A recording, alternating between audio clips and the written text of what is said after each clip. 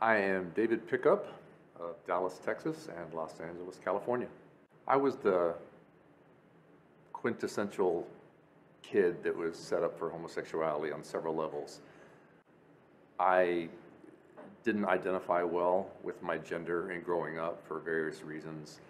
I wasn't close to my father at all. I was defensively detached from him during a phase of my life where I was more attached to my sister or mother and that kind of thing. I was also bullied by my peers because I think I was a very sensitive boy. And so I always felt odd, not boy enough. And then later on through puberty and above that even, not man enough. I was also, what unfortunately is typical of many guys dealing with homosexual issues, I was sexually molested when I was for several times, or at the age of 5. Wasn't violent, but yet it was definitely sexual abuse. So those reasons led up to, in puberty, I began to feel men and boys as an object, that they were an object. And when my sexual hormones kicked in at puberty, I began to feel sexual feelings for boys and later on for men.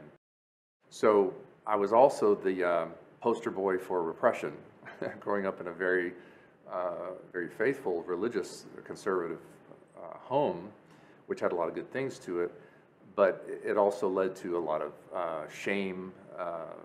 It went undetected, and a kind of a false self, not hypocritical self, but a kind of false self. I just really wasn't who I was destined to be, in other words.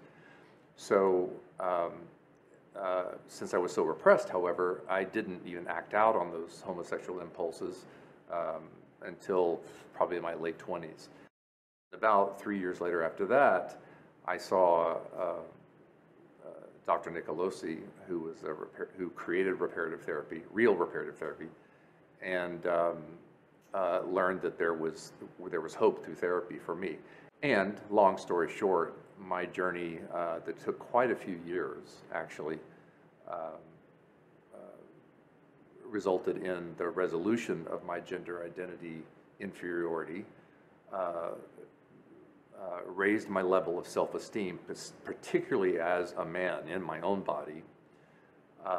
My depression and anxiety, which I had experienced a lot during those adult years, began to lessen and dissipate.